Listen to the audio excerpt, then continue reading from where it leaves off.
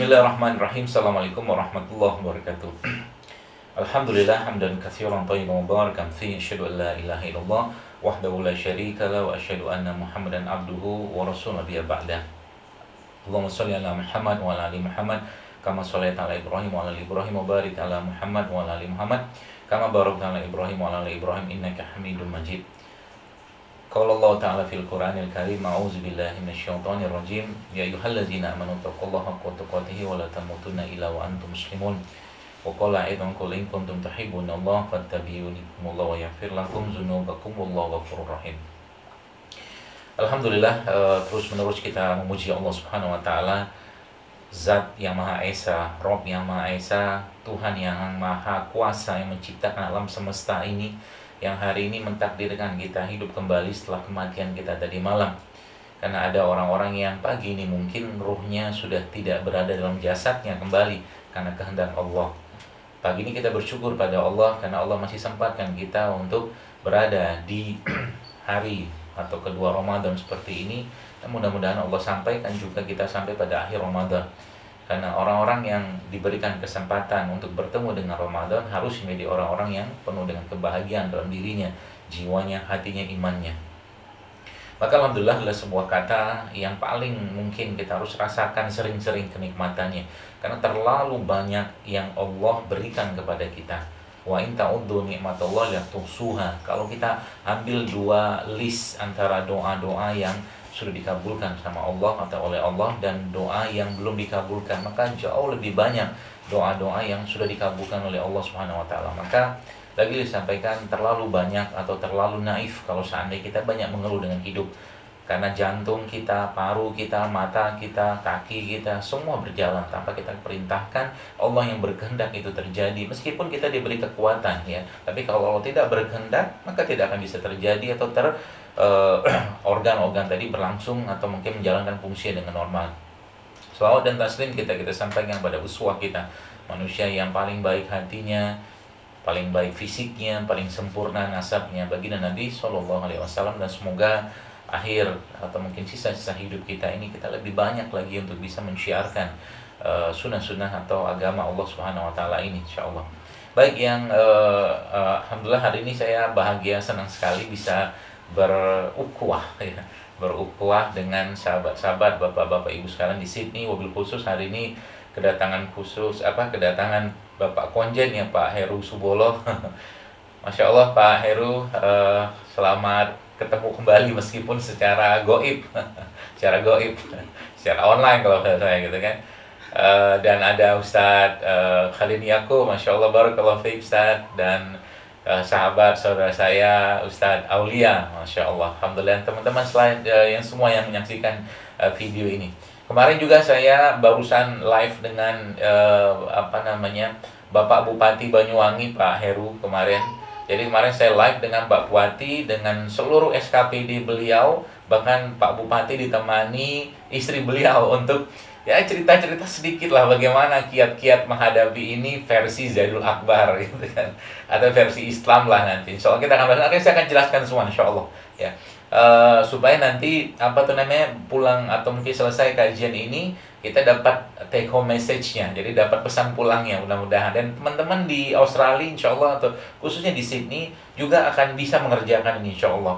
Baik, kalau kita lihat Bapak Ibu sekalian dalam Islam ya, kalau kita bicara pandemi atau wabah dalam Islam sudah pernah terjadi, dan teman-teman saya kira mungkin Bapak Ibu sekalian sudah pernah membacanya ya, maka sebenarnya ya kita kembalikan saja ke bagaimana konsep zaman dulu itu dilaksanakan ya, karena itu adalah sebaik-baiknya generasi. Sebagaimana kita tahu bahwa di zaman dulu ketika terjadi pandemi ya atau wabah, maka Umar kan melarang orang yang ada di suatu tempat yang kena wabah untuk keluar, dan orang yang dari luar masuk ke dalam dilarang oleh Umar. Itu salah satu kaidah yang luar biasa baik sebenarnya.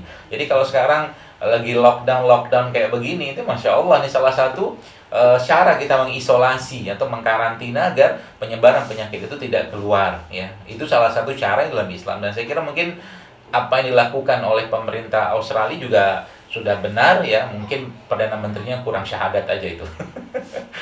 Semoga syahadat. Karena tahu dalam Islam ada konsepnya gitu kan.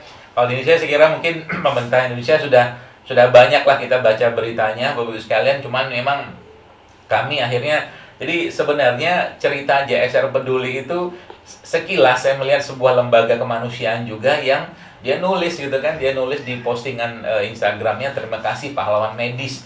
Kebetulan ya karena saya latar belakang saya dokter, saya tanyalah ke teman-teman, ini kayak di lapangan itu sehoror apa sih gitu kan, sengeri apa sih gitu kan. Dan ternyata memang subhanallah menyedihkan ya. Saya tidak menyalahkan siapapun apapun, saya tidak menyalahkan, tapi kalau saya boleh katakan, saya ingin berbuat sesuatu untuk mereka ya. Di tengah mungkin keadaan seperti ini semua serba sulit, kita tahu lah ya.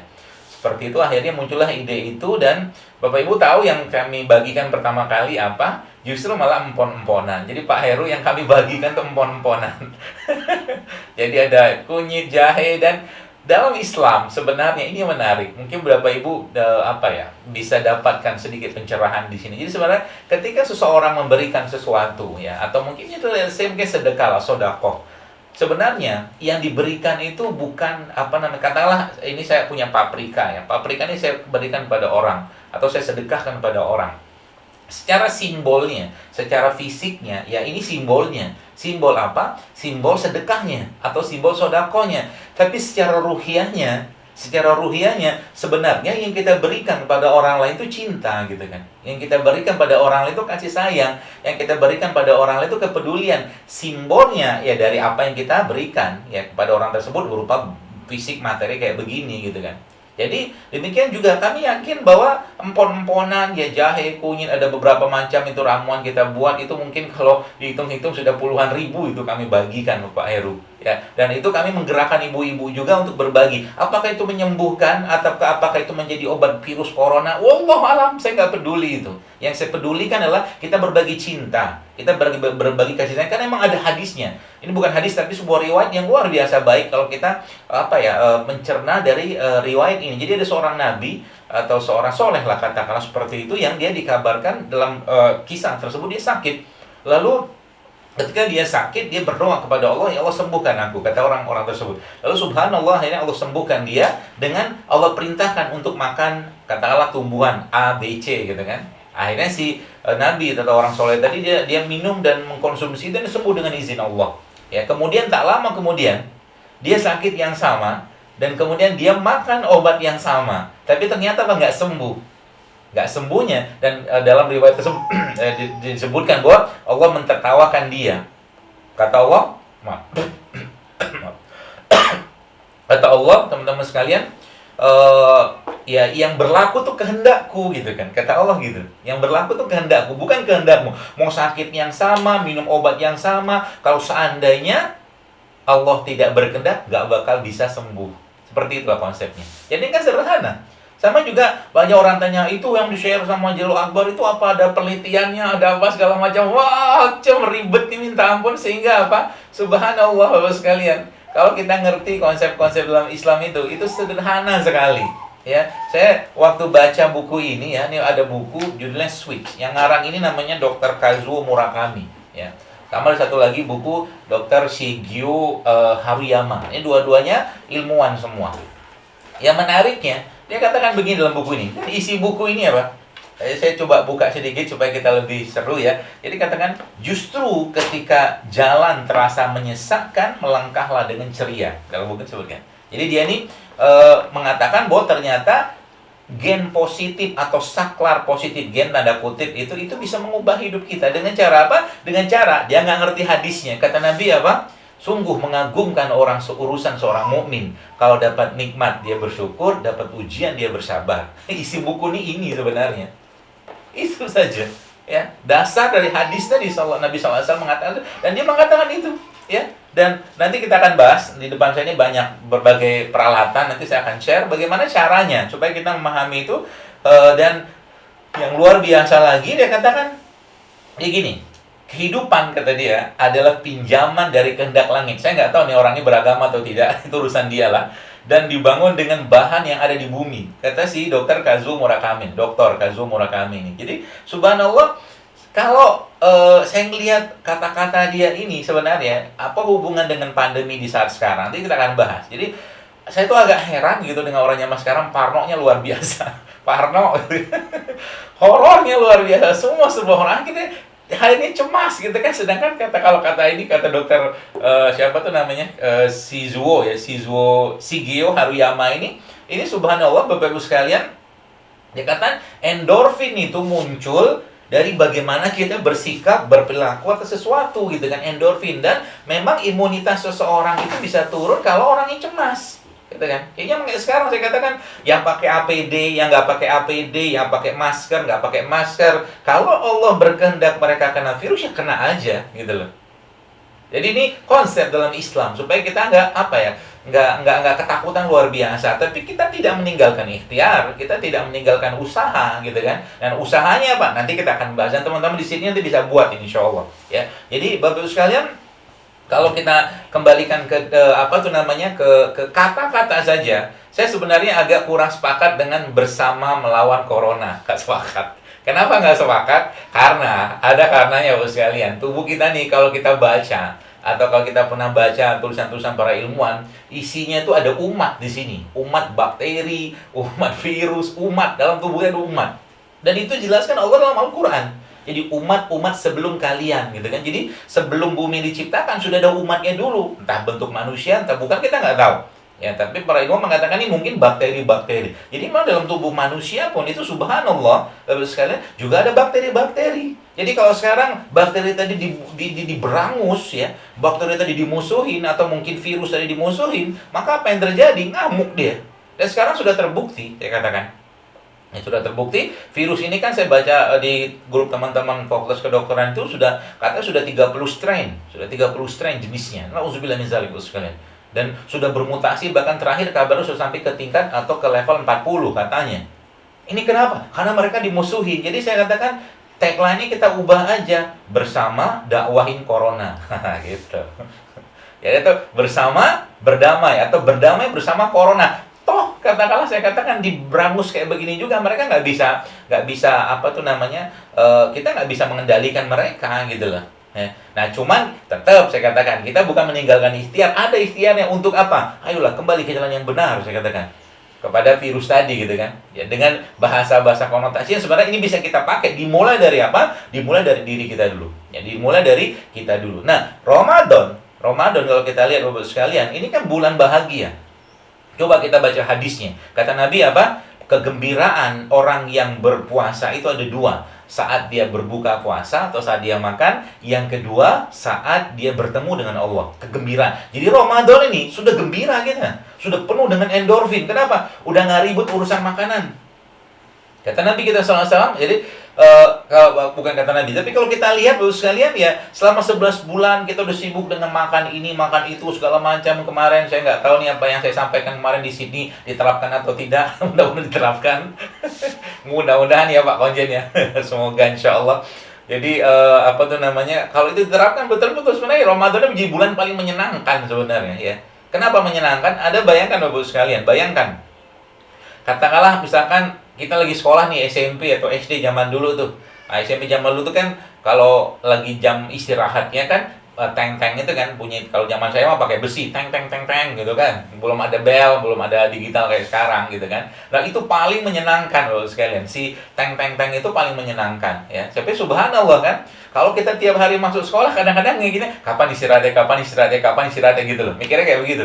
Atau kapan guru nggak datang, jadi nggak belajar gitu kan. Nah, sama kayak ini, 11 bulan organ kita ini sudah capek gitu kan. Udah capek makan, udah capek minum, ini udah capek mikir. Ya, ini sudah capek berperasaan, bukan capek apa, tapi capek udah terlalu banyak beban. Sehingga Ramadan diberikan Allah untuk apa? Untuk bahagia, gembira. Kenapa? Karena kalian saat ini adalah saat bulan Ramadan itu adalah saat untuk lebih banyak lagi memberi makan kepada jiwanya kita, kepada kolbunya kita, kepada hati atau imannya kita. Itu pesannya sebenarnya. Sehingga apa? Syahrul Ramadan allazi unzila fihi Quran.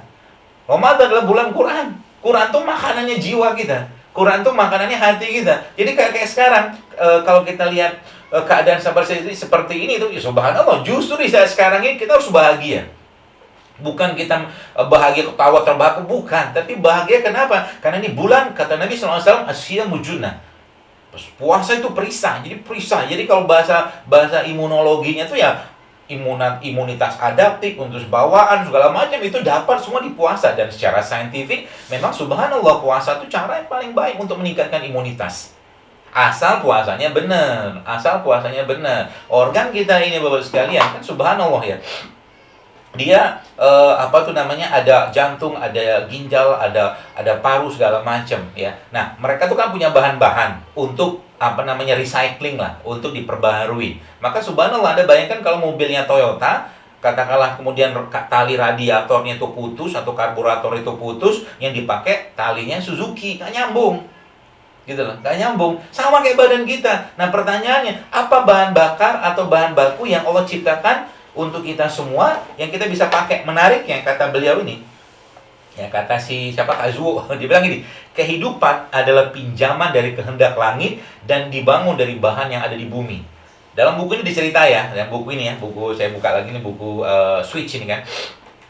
Dia cerita bahwa pernah ditemukan meteor ya oleh NASA, kemudian dicek meteor tadi. Ya, cek meteor tadi, ternyata asam amino yang ada pada meteor tadi itu sama kayak manusia. Jadi kesimpulannya dia, kata dia dalam buku ini kan, tapi mungkin benar ya, kata dia, manusia adalah makhluk luar bumi ya, yang dihidupkan di bumi, kata dia ya, dengan bahan baku yang ada di bumi, kata dia. Terus saya pikir mungkin benar juga kata si Kazuo ini. Kenapa? Karena Nabi Adam itu kan diturunkan. Coba lihat dalam Al-Qur'an, Nabi Adam itu diturunkan dari surga. Ya. Dan bahan-bahan yang ada di surga sebagian tanda kutip prototipenya Allah juga siapkan di bumi. Seperti itu. Jadi artinya apa? Kalau mau ya damai kan di surga, tenang, damai, bahagia. Dan ternyata emang subhanallah, waktu Maryam, kita bahas Quran sedikit ya. Waktu Maryam alaihissalam ya mau melahirkan Nabi Isa alaihissalam, apa yang Allah perintahkan pada Maryam? Yang Allah perintahkan pada Maryam adalah apa? Goyangkanlah pohon kurma itu sehingga rutopnya, kurma basahnya itu jatuh. Lalu kata Allah dalam Al-Quran apa? Dan setelah itu minumlah.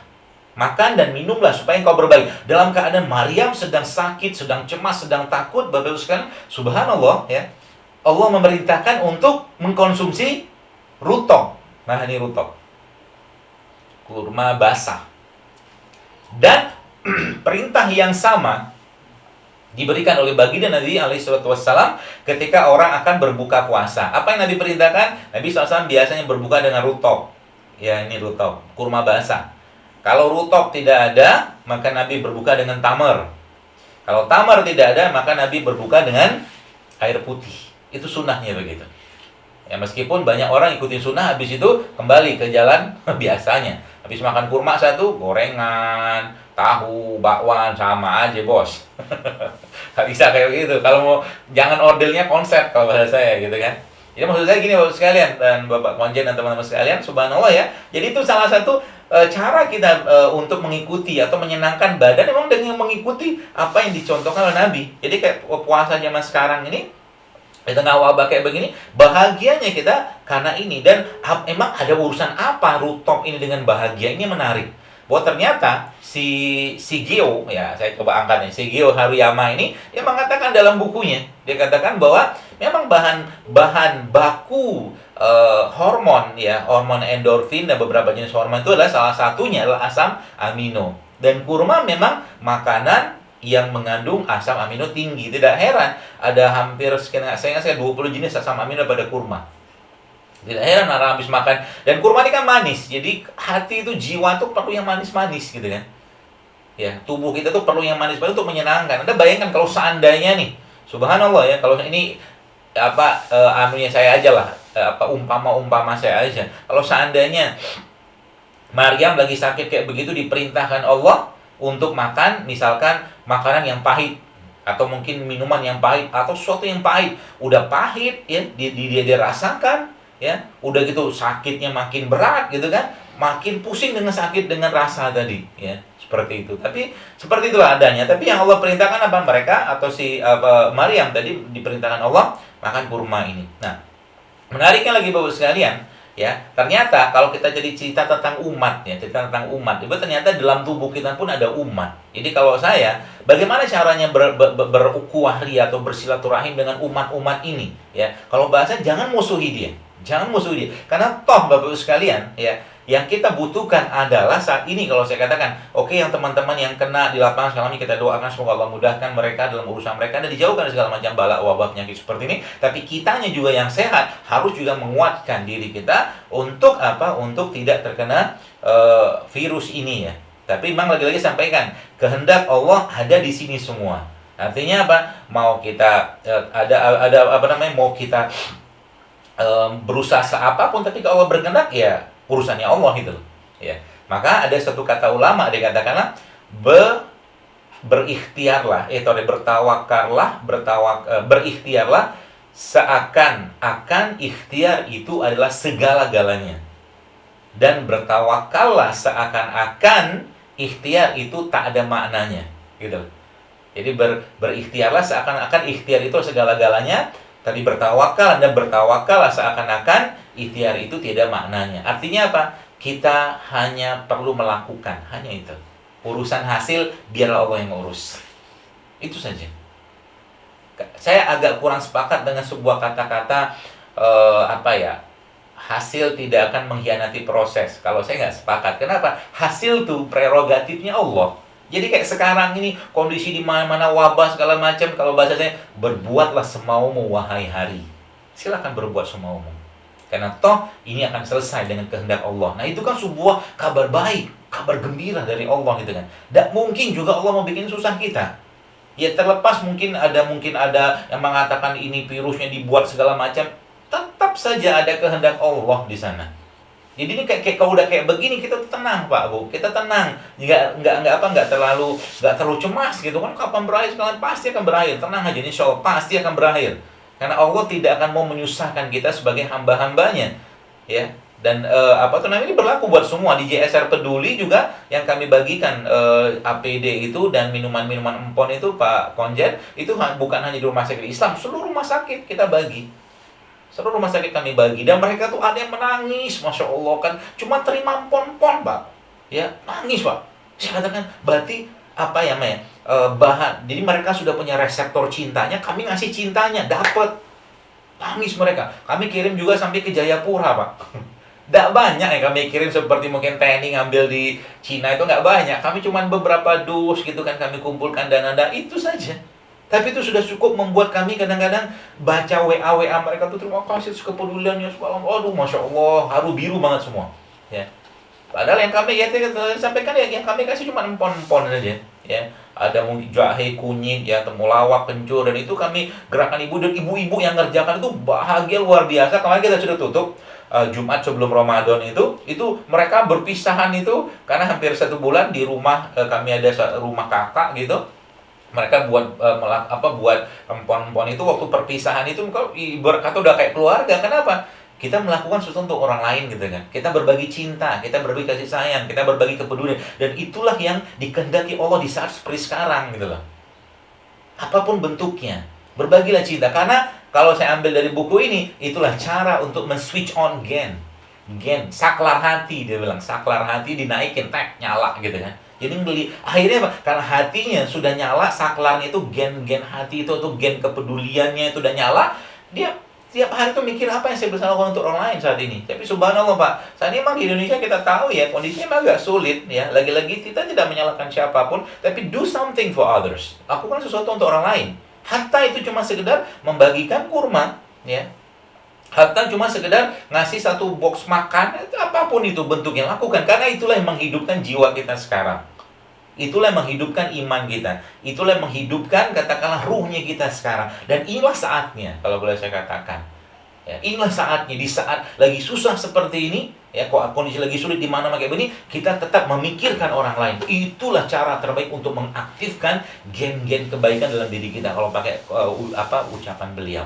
Tapi sekali lagi Bapak sekalian, bagaimana caranya kita bisa mendapatkan atau berukhuwah? Kita kembali ke yang lain tadi, umat-umat tadi itu. Maka subhanallah, saya katakan di tubuh kita ini, bos sekalian, di tubuh kita ini sebenarnya ada bakteri-bakteri. Jadi saya jujur aja ya, kalau tangan saya itu terus-terus dikasih desinfektan, ya, alkohol atau mungkin klorin dan segala macam, mati dia, mati dia.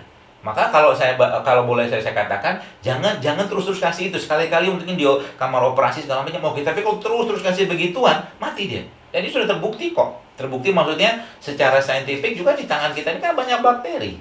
Ya, bagaimana caranya? Nah, caranya mudah Bapak sekalian. Nah, di depan saya ini, nah, saya mau ajarin dulu. Di depan saya ini ada diffuser. Ini ada uapnya. Kelihatan uapnya ya? Enggak klinik-klinikan ini, Bu. Main-main aja. Jadi ini Bapak sekalian dalam diffuser saya ini ada uapnya ya. Ini subhanallah ya. Uap ini tuh isinya ini. Ini kemarin saya sempat beli sama Ustadz Aulia nih, dikasih sama teman di sana ya. Apple vinegar. Apple vinegar ini bakteri kan. Cairan probiotik. Nah, cairan probiotik itu terus saya tambahkan sedikit sama essential oil. Ada ilmunya nih, Pak. Ya, saya ajarin ya. Ini ada ilmunya nih.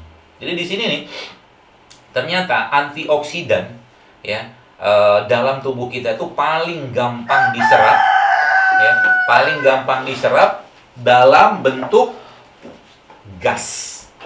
Jadi antioksidan itu subhanallah paling gampang diserap dalam bentuk gas. Jadi kayak begini nih, sebenarnya kan essential oil seperti kan dia ada antioksidan juga. Ya, campur sama bakteri atau probiotik tadi itu dia berubah menjadi gas. Ini sudah kita menebarkan antioksidan di mana-mana. Jadi kayak sekarang kayak mungkin kondisi flu atau virus seperti ini tuh ya, salah satu yang saya kerjakan di rumah ya bikin diffuser kayak begini. Pakai cairan fermentasi atau cairan probiotik ya. Kan fermentasi nih, cuka. Ya. Kenapa? Karena memang kita butuhkan. Jadi mereka ini keluar ya, ketemu sama virus-virus tadi yang mereka lah, kalau bahasa sederhana itu mendakwahkannya untuk kembali pada jalan yang benar, kembali ke siklusnya, jangan lagi bikin susah orang gitu kan. Karena memang sesungguhnya mereka tidak disitakan untuk bikin susah. Kalaupun ada, nampak kita perbanyak ini saja. Mereka ini diperbanyak. Ini juga saya ajarkan kemarin ke mana? Ke Bapak Bupati Banyuwangi. Dan jadi itu sekalian. Yang kedua apa? 70-80% imunitas kita itu letaknya ada di pencernaan, dan 70-80% juga kata sains ya, serotonin atau hormon kebahagiaan itu subhanallah dibuatnya di pencernaan. Artinya apa? Buatlah pencernaan kita bahagia sekarang. Buatlah. Bagaimana caranya? Gampang. Supply mereka dengan makanan-makanan atau minuman-minuman probiotik sebenarnya. Ya. Contohnya apa? Ya, contohnya ini. Kalau kemarin saya contohkan di Sydney kan pakai tempe. Pak Konjen lihat tuh, udah makan tempe juga Paknya. Ya, tape juga enak, Pak.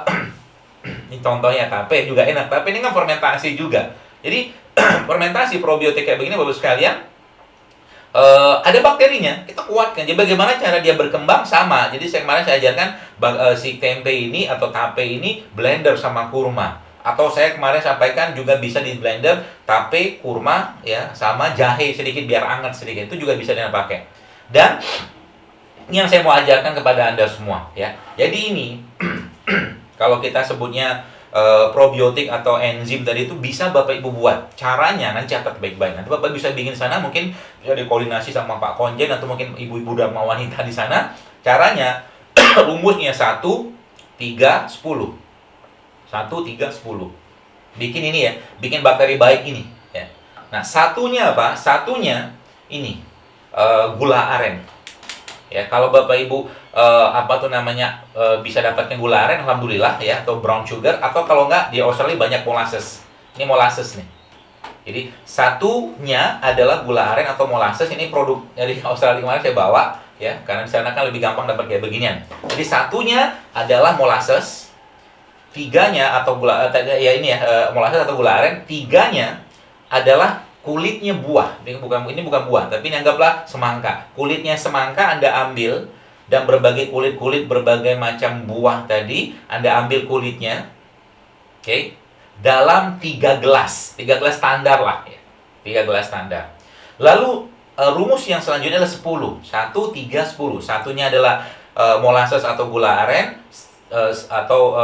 ya seperti 3-nya adalah kulitnya buah, 10-nya ada 10 liter air. Air apa? Air mentah aja nggak apa-apa. Ya, kalau bisa air tanah ya. Apa yang harus Anda kerjakan dengan itu? Jadi gulanya tadi Anda masukkan ke dalam si air, aduk-aduk-aduk sampai rata air si gulanya tadi, lalu kulitnya buah tadi Bapak Ibu masukkan ke dalam larutan tadi. Oke, larutan tadi, kemudian ditutup ya, sudah larut semua, tutup ya, tutup, tapi buka tutup ya, katakanlah Anda pakai gentong atau apa gitu, buka tutup selama 2 minggu supaya buang gasnya dan mengubah alkoholnya menjadi asetat ya. Nanti setelah 2 minggu tutup kembali dengan rapat, biarkan dia sampai 3 bulan ya, sampai 3 bulan. Ini nanti kalau sudah 3 bulan Anda saring ya, Anda ambil airnya saja. Maka cairan tersebut akan menjadi namanya ekoenzim. Ini ekoenzim. Ini ekoenzim yang punya saya ini sudah sejak 2019 Agustus tahun lalu. Ya, ini ekoenzim. Fungsinya apa? Nanti browsing aja apa itu ekoenzim ya. Yang jelas dia seperti ini. Tapi bukan buat minum kalau ekoenzim. Nanti akan jelaskan habis ini yang buat minum ya. Jadi ekoenzim itu bukan buat minum, tapi dia buat pel bisa, buat cuci piring bisa, buat diffuser kayak begini juga insya Allah bisa. Jadi kalau mau harum-harum nanti tambahkan dengan kulit jeruk ya. Kemudian dia menangkap atau mengeliminasi bakteri, yang beberapa riset yang saya baca itu juga bisa. Buat semprot-semprot juga bisa. Apalagi ya, buat cuci buah-buahan yang masih ada pestisidanya juga bisa. Itu pakai ekoenzim. Jadi kalau diffuser kayak begini, Bapak Ibu bisa pakai juga tuh nanti. Yang 1 sendok makan ekoenzimnya atau cairan fermentasi kayak begini, tambahkan dengan essential oil dan tambahkan sedikit secukupnya dengan air. Itu ekoenzim. Ini contohnya. Apa manfaatnya? Ini juga bisa dipakai untuk bahkan mandi. Bisa. Jadi mandi dia bisa pakai juga. Jadi kita ibarat kata ngasih pasukan tambahan ke badan. Ya, pakai ini. Tambahkan essential oil yang lain nggak apa-apa. Pokoknya biar wangi lah. Nah, tapi kalau Anda mau buat yang minum Bapak sekalian, maka kulit buahnya Anda ganti sama daging buah. Kulit buahnya ya, daging diganti sama daging. Itu juga sama 1-3-10 ya. Bisa pakai molasses ya, atau pakai madu juga nggak apa-apa. Kalau banyak madu atau gula aren, kalau di mana yang lebih mudah buat Anda ya. 3 gelasnya adalah daging buah. 10-nya 10 liter air matang atau air yang bisa diminum lah. Nggak diminum juga apa-apa sih, karena dia akan bakteri nanti akan menghilangkan kontaminasi itu. Jadi 1-3. Nah, pakainya pakai daging buah. Nah, ini juga sama, selama 2 minggu Anda tutup, nanti tutup buka untuk menghilangkan gasnya. Kemudian setelah 2 minggu ditutup rapat sampai 6 bulan. Jadi kalau ini yang saya punya ini sudah 1 tahun nih, namanya Classic Enzim. Ini bisa buat minum. Semakin lama semakin bagus. Isi dalam ini apa? Bakteri. Isinya bakteri. Jadi ini bisa buat minum ya, bisa buat diffuser juga ya. Yang kita baca kalau klasik sama ekoenzim ini ya sama-sama bakteri, cuma memang ekoenzim peruntukannya itu untuk bagian luar, tidak untuk konsumsi sebenarnya. Dan ini juga kalau Bapak Ibu ada sungai yang kotor ya, atau selokan yang kotor, ekoenzim bisa Anda pakai dengan perbandingan 1:1000. Jadi misalkan 1 liter ekoenzim 1000 liter air sungai yang misalkan yang kotor, atau hitung aja itu perbandingannya. Jadi kalau untuk pupuk ini juga bisa. Jadi ekoenzim bisa untuk pupuk 1:200. Jadi misalkan 1 mili katakanlah ini misalkan ya 200 mili air buat semprot, buat siram juga bisa ekoenzim. Itulah cara kita bersinergi dengan alam Bapak sekalian.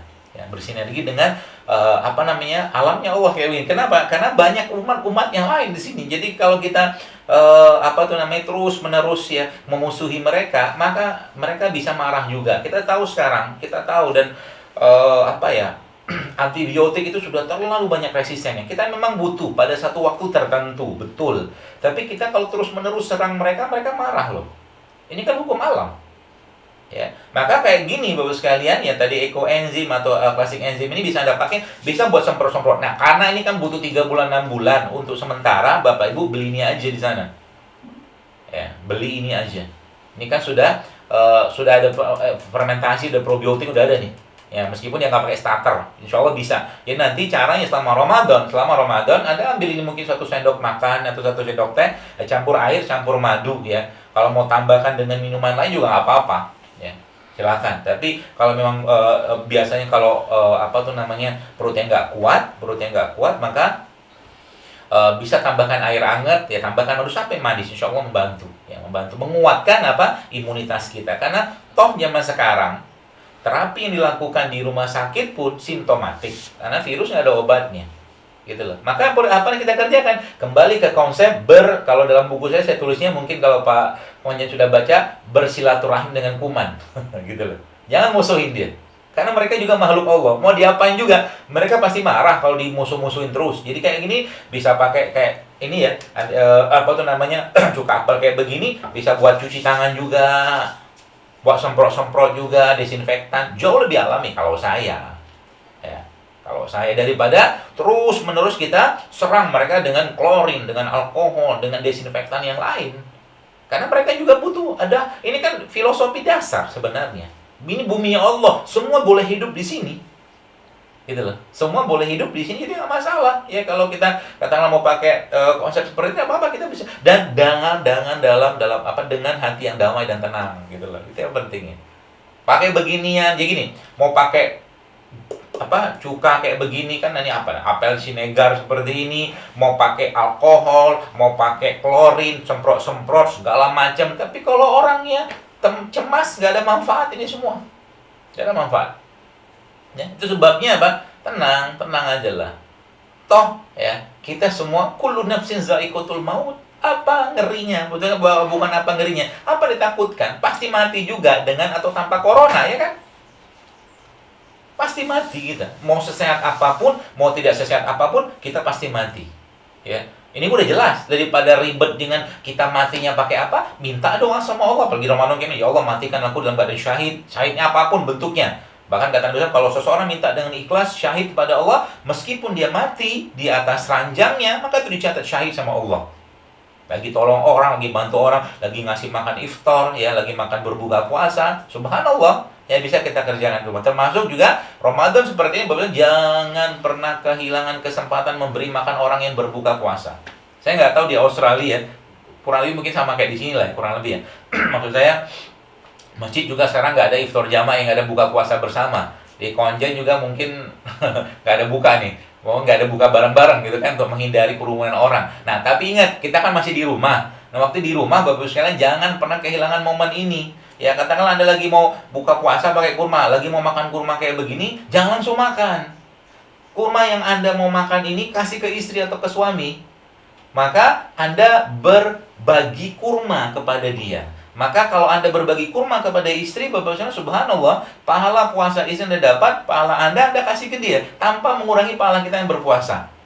Di rumah kayak begitu. Jadi kalau ada anak-anak mungkin, atau mungkin siapapun di rumah, bagi-bagi itu, supaya Anda dapat pahala berbuka. Jangan pernah kehilangan dalam suatu hari kita tidak memberi makan orang berbuka, meskipun cuma tukar-tukaran kurma. Ya, rugi kalau sekalian. Karena bulan ini bulan yang penuh dengan, kalau kita lihat kebaikan-kebaikan dalam Islam sekalian, itu subhanallah kan, Allah janjikannya tuh minimal 10 lah, 10 pahala, ya, sampai 700 kali lipat pahala. Tapi Ramadan atau puasa itu tidak disebutkan berapa banyak pahalanya. Karena apa? Kata Allah, puasa itu untukku, kata Allah. Saking besarnya pahala orang puasa. Sebab apa? Karena kita disuruh menghentikan hawa nafsu makan, ya. Nah makanya saya katakan tadi, kalau manusia itu ya diberi pilihan makan sama tidak makan, maka otomatis maunya makan terus, ya, maunya makan terus, ya. Supaya nggak makan terus, Allah wajibkan puasa. Sebagaimana orang-orang sebelum kalian, kan baca ayatnya kan, ya ayyuhallazina amanu kutiba alaikumusiyam kama kutiba alal ladzina min qablikum la'allakum tattaqun. Jadi sudah kewajibkan syariat ini sebelum kalian sudah ada syariat ini, gitu kan. Artinya memang perintah puasa sejak zaman Nabi Adam bisa jadi sudah ada, cuman kita nggak perlu tahu ya seperti apa bentuknya. Karena memang kita sama Nabi Adam ya beda badan aja. Tinggi Nabi Adam 27 meter, kita 2 meter, ya. Seperti itu. Maka Ramadan kali ini ya, pertama kalau pesan saya, jangan ribet urusan makan. Berbagilah. Jadilah Ramadan yang memberi makan lebih banyak ruh, jiwa dan iman kita. Itu pesan penting saya. Jangan ribet, makan sedikit cukup lah. Ya, udah cukup 11 bulan kita makan, udah banyak gemuk-gemuk tuh di sono. Ya. Ya. Kemudian apa lagi sekalian? Berikan makanan terbaik untuk diri kita. Yaitu makan kita tuh asam amino, ada madu, ada kurma, ya termasuk probiotik. Kayak mungkin di Australia banyak tuh produk-produk probiotik. Konsumsi loh sekalian. Pasti kan halal ya. Seperti itu. Jadi jadi sebenarnya dan ketiga apa? Ketiga, yang tadi kan yang pertama, kedua, yang ketiga, damaikan jiwa Anda Ramadan. Ya. Orang yang Ramadan atau sedang berpuasa itu kan jihadnya dua, jihad berpuasanya sama jihad sholat malam, ya tarawih atau sholat malam. Itu jihad. Damaikan dengan itu. Ya, bahagia kita. Kenapa? Gak ribet lagi urusan makanan. Kita sibuk dengan apa? Memberi nutrisi buat jiwa atau ruh atau iman kita. Kalau udah kayak begitu, maka Masya Allah, kalau kata dia ini, menarik nih kata dia. Saya suka ngutip orang-orang itu sekarang. Kenapa? Karena emang seandainya mereka ini mengenal Islam, itu subhanallah Bapak sekalian ya, itu mereka pasti akan merasakan bahwa yang mereka tulis ini semuanya ada dasar dalam Islam. Ya, coba bayangkan, kata dia gini, kalau Anda ditanya, kata Kazuo nih, Pak Kazuo nih katakan, kalau Anda ditanya kapan waktu yang paling bahagia dalam hidup Anda? Mungkin ada yang menjawab, waktu lagi nikah, waktu lagi wisuda, waktu punya anak, macam-macam. Tapi dia katakan apa? Anda kalau ketemu dengan pertanyaan seperti itu, kata dia, maka jika ditanya kapan waktu paling berbahagia atau paling bahagia dalam hidup Anda, maka kita harus mengatakan saat inilah waktu yang paling bahagia dalam hidup kita. Sederhana tapi penuh makna. Kita sebabnya bangun tidur pun kita sudah disuruh alhamdulillah. Luar biasa kan, sekalian. Jadi ya, Masya Allah ya, Islam ini sudah sangat sempurna. Ya, tinggal kita ikuti bagaimana pola-pola keseharian Nabi alaihissalatu wassalam, dan hadis-hadis itu semua Bapak sekalian itu penuh makna, misteri luar biasa. Ya, penuh makna dan misteri yang luar biasa ya. Termasuk misalkan ya, sedikit ya sebelum kita tanya jawab. Kenapa orang yang kena najis babi ya atau anjing itu harus dicuci dengan tanah? Anda tahu kenapa? Karena ternyata habitatnya bakterinya liur anjing atau babi tadi, habitatnya ada pada tanah. Jadi cucian air tadi mengembalikan pada tanah. Itu sebabnya tidak mungkin kebetulan Ashabul Kahfi, Ashabul Kahfi kan Ustaz Pak ini kan, itu waktu mereka berada di dalam gua, apa yang Allah ciptakan untuk menemani mereka? Anjing loh. Anjing itu penjaga ekosistem, menjaga keseimbangan, dan badan mereka kan dibolak-balikan oleh Allah kan. Jadi bakteri-bakteri tadi itu terserap oleh badannya anjing itu. Subhanallah, begitu kata para ulama menyebutkan, ya Allah a'lam bishawab, ya subhanallah ya. Jadi kita semakin tahu agama Islam ini, semakin mendalami, semakin kita menyadari bahwa ini subhanallah ya, apa-apa yang diciptakan ini, Rabbana ma khalaqta hadza batila subhanaka faqina azabannar. Enggak sia-sia ya Allah. Ya, dan kita melihat tanda-tanda kebesaran Allah di setiap penjuru langit dan pada diri kita sendiri, ya. Dan itu semua dalam rangka apa? Untuk meyakinkan kita bahwa Al-Qur'an adalah benar. Seperti itu. Wallahu a'lam bishawab, Bapak Ibu sekalian, mudah-mudahan bermanfaat sedikit sharing saya ini dan bisa mudah-mudahan dipraktekkan.